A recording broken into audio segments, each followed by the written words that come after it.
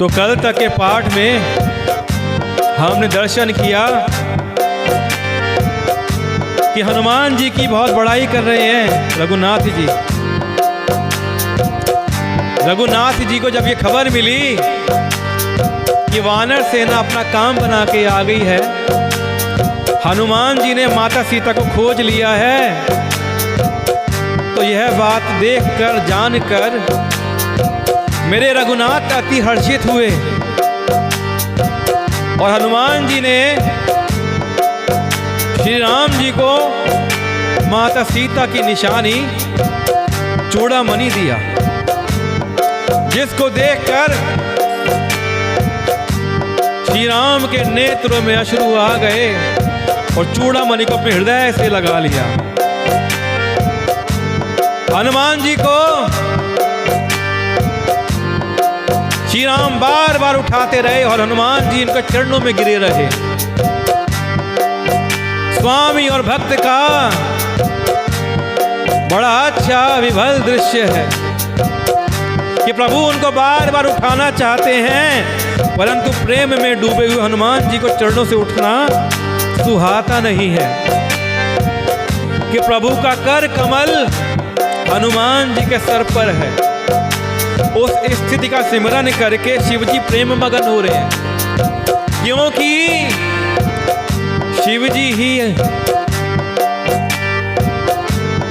ही हनुमान जी हैं, क्योंकि हनुमान जी शिव जी का अवतार हैं।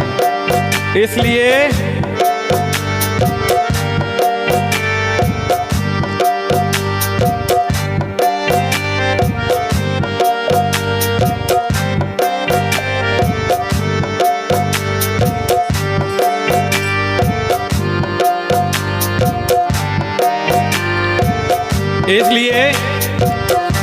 हाथ रखा हुआ है श्री राम जी ने हनुमान जी के ऊपर, लेकिन प्रेम में मगन कौन हो रहे हैं? भोलेनाथ। बड़ा विचित्र प्रेम है हरि और हर के बीच में। हर मतलब भोलेनाथ, हरि मतलब विष्णु, कि भगवान विष्णु भोलेनाथ की पूजा करते हैं और भोलेनाथ विष्णु जी की पूजा करते हैं। तो इस प्रकार का संबंध है हरि और हर के बीच में। और जब श्री राम ने हनुमान से पूछा, बताओ तो हनुमान, तुमने लंका किस प्रकार जलाई? तो हनुमान जी कहते हैं, मैं तो वानर हूं, मेरी का औकात में लंका जलाऊं। मैं तो वानर हूं, इधर से उधर उधर से उधर उछलना जानता हूं। ये सब तो आपका पुरुषार्थ है कि आपकी प्रभुता है कि जिसकी वजह से लंका जलाई। लंका तो आपने जलाई, मैं तो प्रभु सिर्फ माध्यम बना। और फिर श्री रघुनाथ ने हनुमान जी को निश्चल भक्ति का वरदान दिया। सुनी प्रभु बचन कहई कपि वृंदा, जय जय जय कृपाल सुख कंदा। तब रघुपति कपिपति ही बोलावा, कहा चले कर करहु बनावा। प्रभु के वचन सुनकर वानर गण कहने लगे, कृपालु आनंद कंद श्री राम जी की जय हो, जय हो और जय हो। तब श्री रघुनाथ जी ने कपिराज सुग्रीव को बुलाया और कहा कि चलो अब चलने की तैयारी करो। कहाँ चलने की तैयारी? लंका पर चढ़ाई की तैयारी करो। अब विलंब के ही कारण कीजे, तुरत कपिन कहूँ आय सुधीजे। कौतुक देख सुमन बहु बरसी, नभते भवन चले सुर हर्षि। कि राम जी कहते हैं, अब विलंब किस बात का, कि किस कारण अब विलंब किया जाए। अपनी सब वानर सेना को तुरंत आज्ञा दो। भगवान की यह लीला देखकर, लीला किस चीज की? रावण के वध की तैयारी, कि रावण के वध की तैयारी की लीला देखकर बहुत से फूल बरसाकर और हर्षित होकर देवता आकाश से अपने अपने लोक को चल पड़े। देवता लोग देख रहे हैं कि अब हमारे प्रभु रावण के वध की तैयारी कर रहे हैं, और ये देखकर देवता लोग अति प्रसन्न हो गए और अपने अपने लोक को चले। कपिपति बेगी बुलाए, आए जूथ जूथ, नाना बरन अतुल बल, वानर भालू परूथ। कि वानर राज सुग्रीव, कौन है वानरों के राजा? सुग्रीव। कि वानरों के राजा सुग्रीव ने शीघ्र ही सारे वानरों को बुला लिया। सेनापतियों के समूह आ गए, यानी कितने सारे सेनापति हैं। जब हम बात करते हैं ना सेनापति के समूह, यानी सेनापति बहुत सारे हैं। तो वानर भालुओं के झुंड अनेक रंगों के हैं और उनमें अतुलनीय बल है। उस सेना में रीछ यानी कि भालू भी हैं और विभिन्न विभिन्न प्रजाति के बंदर, वानर, लंगूर सब हैं।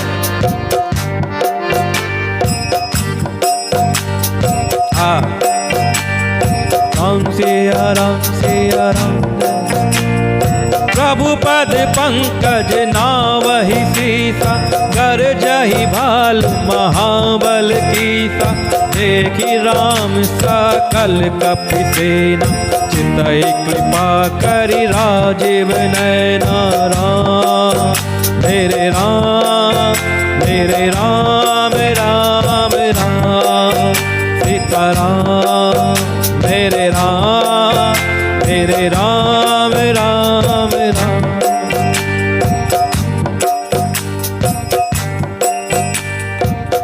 अब जितनी भी सेना आती है ना, रीछ, बानर, बंदर, लंगूर, सब के सब प्रभु के चरण कमलों में सर नवाते हैं।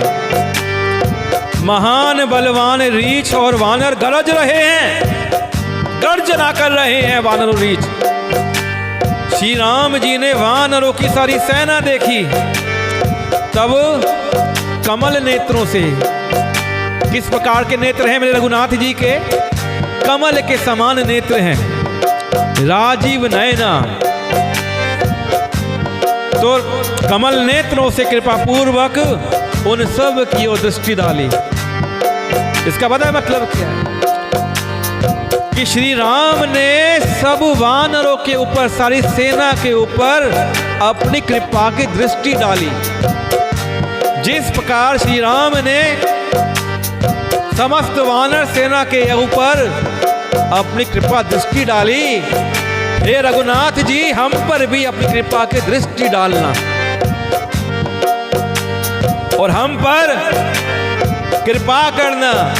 हे राम जी, जितने इस पाठ को देखने वाले हैं, इन सब के ऊपर कृपा की दृष्टि करना, इन सब के संकट को हर लेना। जिस प्रकार एक भी आपकी वो एक वानर सेना थी, ये भी आप ही की सेना है। यह श्री राम जी की सेना है जो इस पाठ को सुनती है। चातक की भांति देखो ना मेरे ये श्रोतागण हैं, राम जी ये प्रतिदिन आपके पाठ को सुनते हैं। इसलिए हे मेरे राघव, मेरे राघवेंद्र सरकार जी, मेरे राम जी, इन सब पाठ सुनने वालों के ऊपर अपनी कृपा करिए, अपनी कृपा की दृष्टि डालिए। राम कृपा बल पाई कपिंदा, भय पछुत मनहु गिरिंदा। हर्षि राम तब कीन पयान, सगुन भय सुंदर शुभनान। अब देखिए कि राम कृपा का बल पाकर श्रेष्ठ वानर मानो पंख वाले बड़े पर्वत हो गए। जो छोटे छोटे 2 फुटा वानर थे, राम कृपा की जब दृष्टि हुई तो वो पंख वाले बड़े बड़े पर्वत के समान हो गए। तब श्री राम जी ने हर्षित होकर प्रस्थान किया, कूच किया।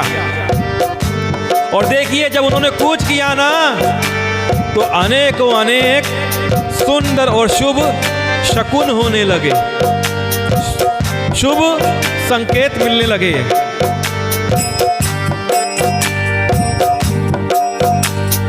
जासु सकल मंगल में कीर्ति, तासु पयान सगुन यह नीति, प्रभु पयान जना मैं दे, हर की बाम अंग जन कही दे। जिनकी कीर्ति सब मंगलों से पूर्ण है, उनके प्रस्थान के समय शकुन होना यह नीति है, यह लीला की मर्यादा है। प्रभु का प्रस्थान जब हुआ ना, देखिए क्या बात है। टेलीपैथी कैसे होती है उस समय? टेलीपैथी कैसे काम करती थी कि जिस समय रघुनाथ ने प्रस्थान किया, उसी समय माता सीता को शुभ संकेत मिलने लगे, उनको शुभ शकुन होने लगे। तो इस प्रकार प्रभु का प्रस्थान माता जानकी ने जान लिया। उनके बाएं अंग फड़क फड़क कर मानो कह देते हैं कि श्री राम जी आ रहे हैं। मैंने आपको पहले भी बताया था कि पुरुष का दायां अंग फड़कना और महिला का बायां अंग फड़कना शुभ माना जाता है। तो जब माता सीता के बाएं अंग फड़कने लगे, बाई आंख फड़कने लगी, तो माता सीता ने जान लिया मेरे प्रभु राम चल पड़े, आ रहे मेरे प्रभु।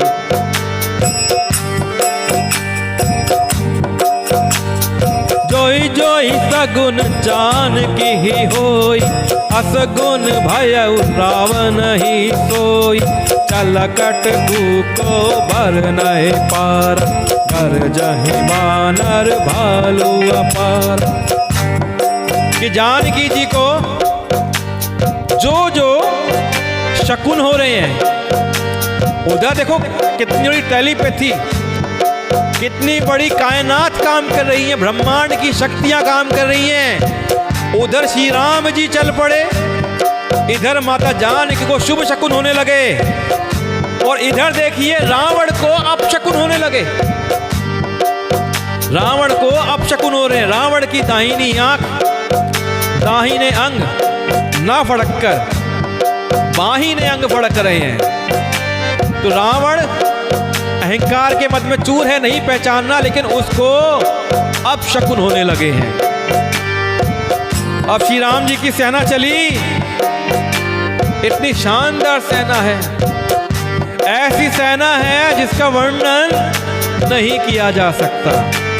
असंख्य वानर और भालू गर्जना कर रहे हैं, ऐसी भारी गर्जना जिसने सारा आकाश हिला दिया।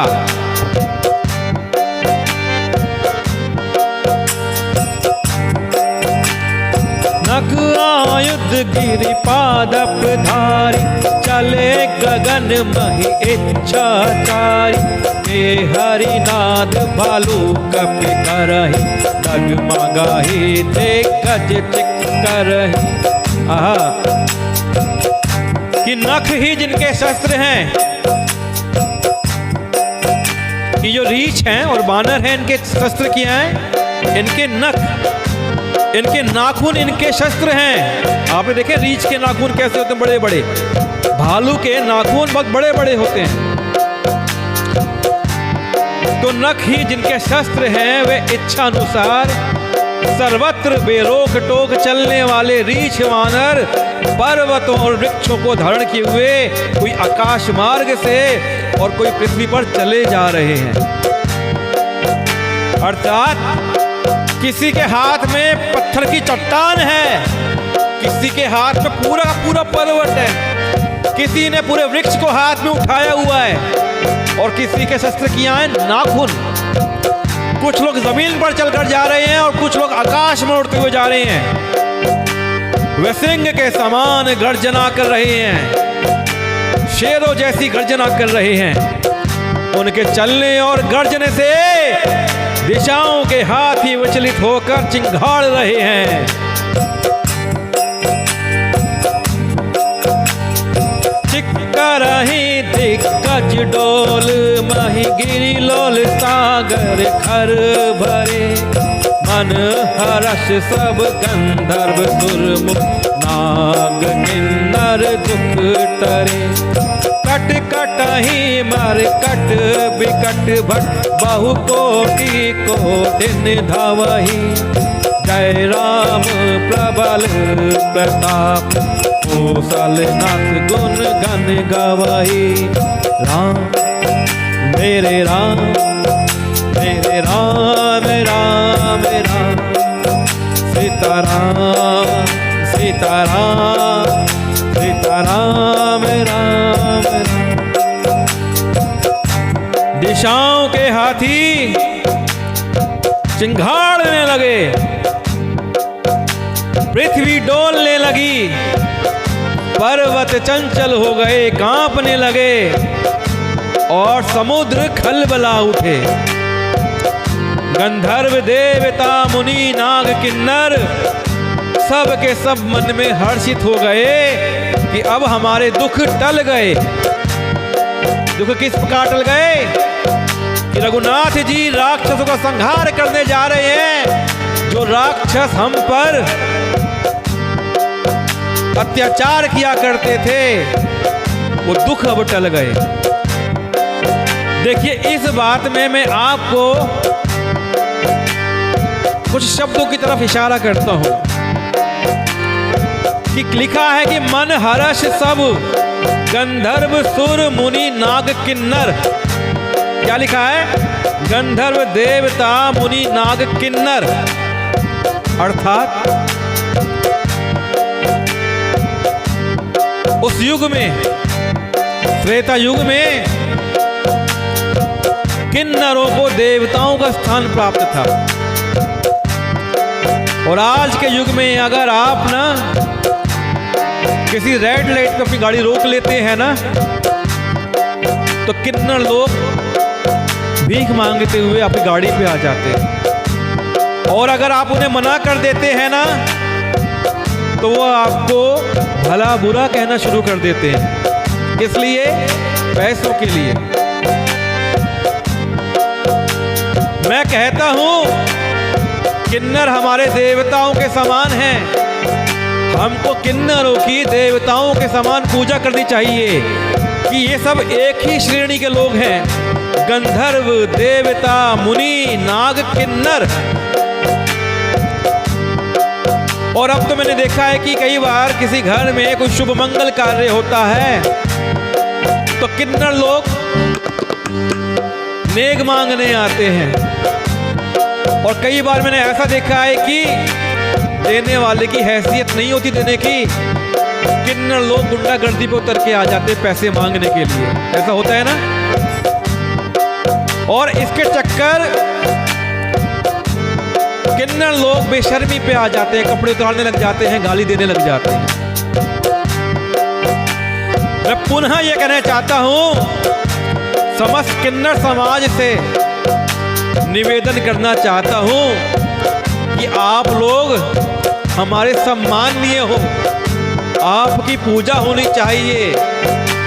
और मैं चाहता हूं कि आप पढ़िए लिखिए।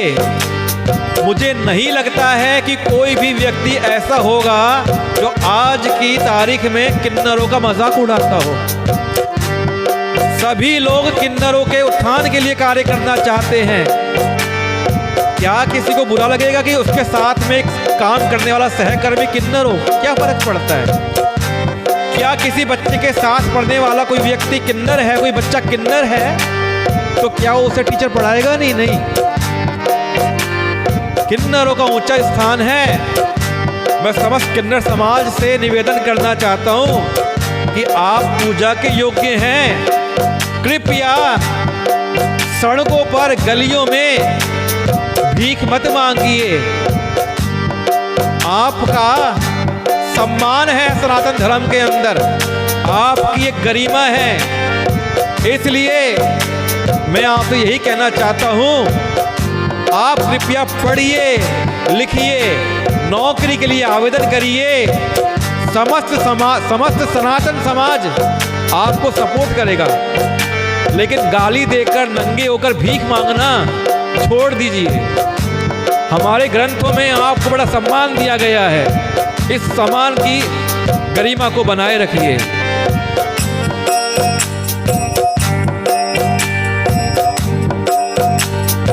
अब अनेक करोड़ भयानक वानर योद्धा कट कटा रहे हैं और करोड़ों ही दौड़ रहे हैं। प्रबल प्रताप श्री रामचंद्र जी की जय हो। ऐसे जय घोष सेना करती हुई चल रही है। ऐसा पुकारते हुए वे उनके गुण समूह को गा रहे हैं। श्री राम जी के गुणों का गुणगान करते हुए समस्त सेना चली जा रही है। अच्छा ये बताइए, जो अभी बात मैंने कितनरों के लिए कही है, उस बारे में आप लोगों के क्या विचार हैं, कमेंट में बताइए।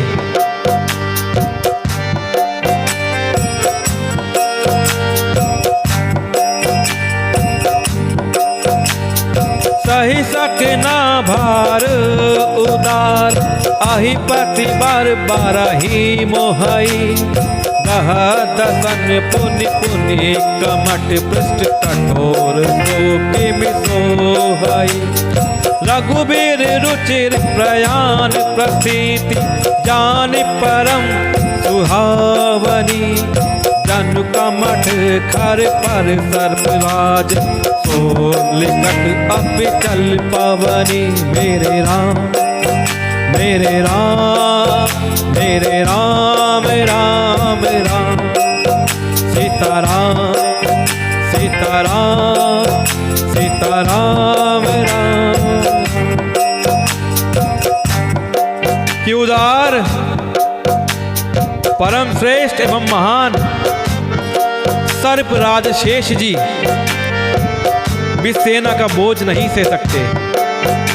वे बार बार मोहित हो जाते हैं, घबरा जाते हैं। ऐसा क्यों कहा इसके अंदर कि सर्पराज शेष जी भी सेना का बोझ नहीं सह सकते? क्योंकि शास्त्रों के अनुसार कहा जाता है कि ये हमारी पृथ्वी है, ये शेषराज जी के फन के ऊपर विराजित है। शेषराज जी ने इस पृथ्वी को अपने फन पर धारण किया हुआ है। तो क्या कहते हैं कि सेना का बोझ इतना हो गया है कि सर्पराज शेष जी भी उस बोझ को नहीं सह पा रहे हैं। और पुनः कच्छप की कठोर पीठ को दांतों से पकड़ते हैं। और क्या कहते हैं शास्त्र के अनुसार कि यह पृथ्वी कच्छप की पीठ के ऊपर है, कछुए की पीठ के ऊपर है।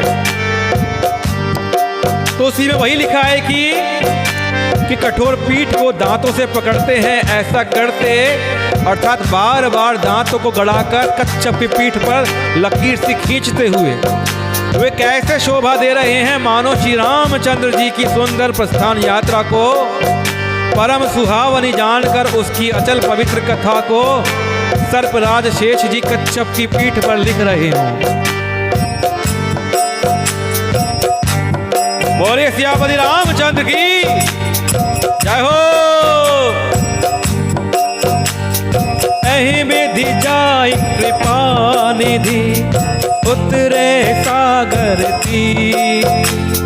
जहाँ तहाँ लागे खान फल, भालों के मुल कपि भी। और इस प्रकार कृपा निधान श्री राम जी समुद्र तट पर जा उतरे। अनेकों रीछ बानर वीर जहां तहां फल खाने लगे कि समुद्र के तट पर सेना पहुंच गई है, वानर सेना। और रीछ वानर वहां पहुंचकर जहां तहां फल खा रहे हैं।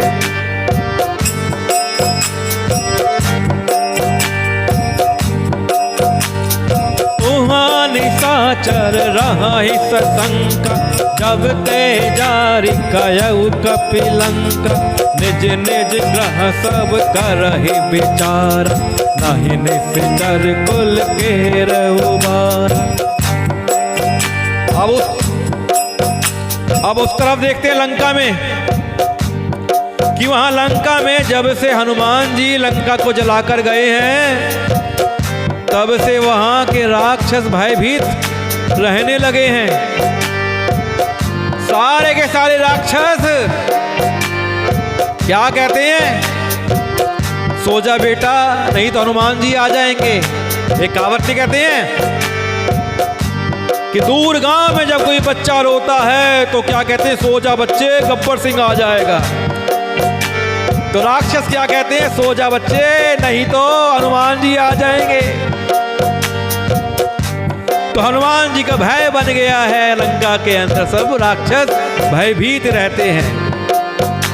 खौफ है रावण की लंका में हनुमान जी के लिए। अपने अपने घरों में सब विचार करते हैं कि अब राक्षस कुल की रक्षा का कोई उपाय नहीं है, ये रावण तो हमें मरवाएगा। ये राजा रावण ने हमारे विनाश की व्यवस्था कर ली है। जासु दूत बल भरनी न जाय, तही आय पुर कवन भलाई, दूतन सन सुन पुर जन बानी, मंदोदरी अधिक अकुलानी। राम मेरे राम मेरे राम राम राम, सीताराम सीताराम सीताराम राम राम।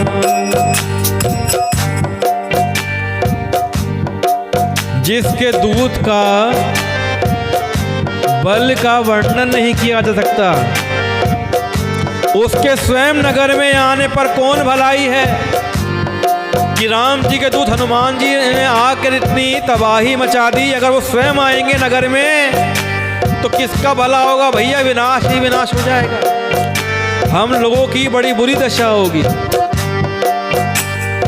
और दूतियों से नगर निवासियों के वचन सुनकर मंदोदरी बहुत ही व्याकुल हो गई। अब यह बात सारी मंदोदरी के पास पहुंच रही है कि मेरे नगर के निवासी भयभीत हैं, खौफ हैं, डरशुदा हैं कि लंका में डर का माहौल व्याप्त है। राह से जोरी कर पति पग लागी, बोली बचन नीति रस पागी, कंत करश हरि सन परिहरहु, मोर कहा अति हित ही धरहु। अब मंदोदरी ने सुना कि लंका में डर हो गया है, लंका का सर्वनाश करके लंका को जला के हनुमान जी चले गए। और लंका वासी सोच रहे हैं कि जिनका दूत इतना बलशाली है, इतना पावरफुल है, उनके स्वामी कैसे होंगे। तो मंदोदरी एकांत में हाथ जोड़कर अपने पति रावण के चरणों पर गिर पड़ी और कहने लगी, अपनी वाणी में नीति रस भिगो लिया, नीति की बातें करने लगी कि हे प्रियतम, श्री हरि से, देखिए मंदोदरी जी क्या बोल रही है, श्री हरि नाम के आगे श्री लगाते हैं। और रावण को बिल्कुल पसंद नहीं है जो कोई राम जी के आगे श्री लगाते हैं। तो क्या कहता है रावण, अहंकारी रावण, कि श्री मत कहो। श्री जब कोई राम के नाम के आगे लगाता है तो रावण बहुत चिढ़ जाता है, बड़ा गुस्सा आता है रावण को। लेकिन मंदोदरी को सब पता है, मंदोदरी पहचान गई कि श्री हरि कौन है। कि हे प्रियतम, श्री हरि से विरोध छोड़ दीजिए, मेरे कहने को अत्यंत ही हितकर जानकर हृदय में धारण कीजिए। मैं जो कह रही हूं इस बात को दिल में उतार लो प्रियतम। श्री हरि से विरोध मत करिए, उनसे दुश्मनी मत मोल लीजिए। समुझत जासु दूत कही करने, स्वहि गर्भ रचनी चर घरने, तासु नारी निज सचिव बुलाई, पठवहु कंत जो चाहूं भलाई। अब देखिए प्राणनाथ, जिनके दूत की करने का विचार करते ही राक्षसों की स्त्रियों के गर्भ गिर जाते हैं कि हमारी जो राक्षसियां हैं अगर ये हनुमान के बारे में सोचती हैं, सोचने भर से ही इनके गर्भ गिर जाते हैं। हे प्यारे स्वामी, जान लीजिए, यदि भला चाहते हैं तो अपने मंत्री को बुलाकर उनके साथ उनकी स्त्री को भेज दीजिए कि जानकी जी को वापस भेज दीजिए अपने मंत्रियों के साथ। उनसे बैर मत लीजिए, उनसे दुश्मनी मत करिए। तब कुल कमल विपिन दुखदाई, सीता सित निशा सम आई। सुनहु नाथ सीता बिनु दीन्हे, इतना तुम्हार शंभु अज कीन्हे। मंदोदरी कहती हैं कि सीता आपके कुल रूपी कमलों को, वन को दुख देने वाली जाड़े की रात्रि के समान आई है। जाड़े की रात्रि कैसी होती है? दुख देने वाली होती है।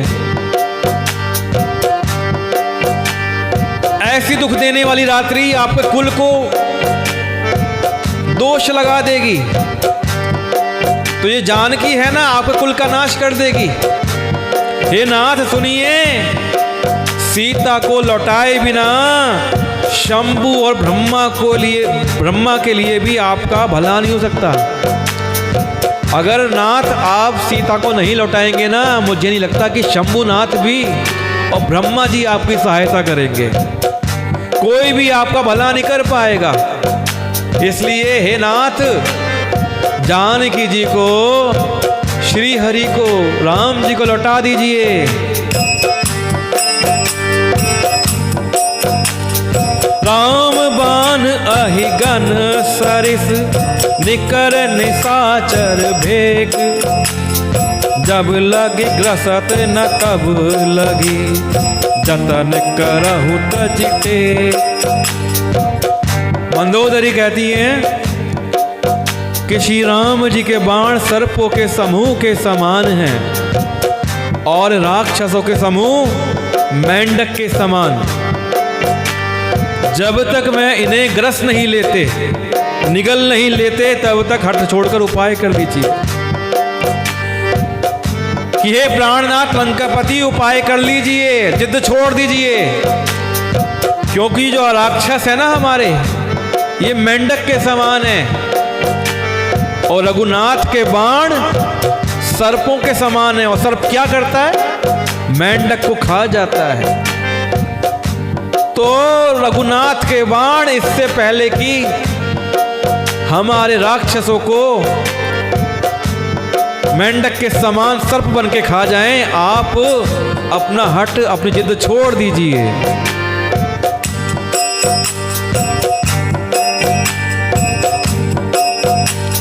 श्रवण सुनी सठता करीबानी, बिहसा जगत विदित अभिमान। सब सुभाव नारी कर साचा, मंगल महु भय मन अति काचा। मूर्ख और जगत प्रसिद्ध अभिमानी रावण कानों से उसकी वाणी सुनकर खूब हंसा। रावण में ना अभिमान भरा हुआ है, और जब व्यक्ति में अभिमान होता है तो वो मूर्ख के समान हो जाता है। और मूर्ख व्यक्ति को अपना हित और अनहित नहीं सूझता है। उसे कितना भी समझाओगे वो नहीं समझेगा, क्योंकि उसका ज्ञान लुप्त हो जाता है। तो रावण बोला, स्त्रियों का स्वभाव सचमुच ही बहुत डरपोक होता है, मंगल में भी भय करती हैं। तुम्हारा मन, तुम्हारा हृदय बहुत ही कच्चा है, कमजोर है।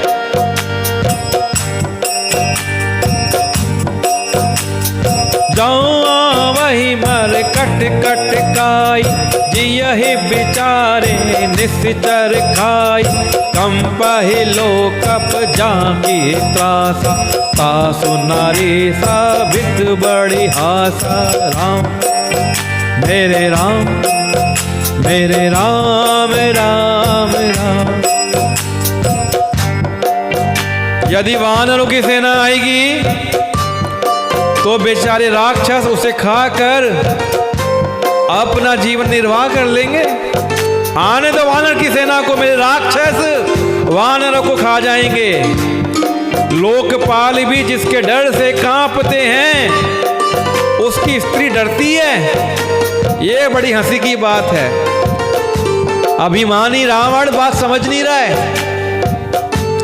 क्या कहता है कि जिसके डर से दिक्पाल डरते हैं, उसकी स्त्री डर रही है। अरे समझ ले, तेरी स्त्री सही डर रही है। उसने श्री हरि को पहचान लिया है।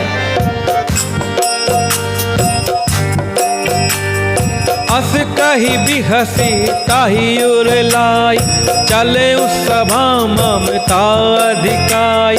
मंदोदरी हृदय कर चिंता, भयउ कंस पर विधि विपरीता। और रावण ने ऐसा कहकर हंसकर मंदोदरी को हृदय से लगा लिया और ममता बढ़ाकर, अधिक स्नेह दर्शाकर वह सभा में चला गया। मंदोदरी हृदय में चिंता करने लगी कि पति पर, मेरे पति पर विधाता प्रतिकूल हो गया है। मेरे पति को तो अकल ही नहीं आ रही है। मेरा पति को अकल फिर गई है, मति खराब हो गई मेरे पति की। और इस प्रकार मंदोदरी सोच में पड़ गई। चलिए ये इस तरह आज हमने श्री राम जी की सेना की लंका पर चढ़ाई और रावण मंदोदरी संवाद सुना।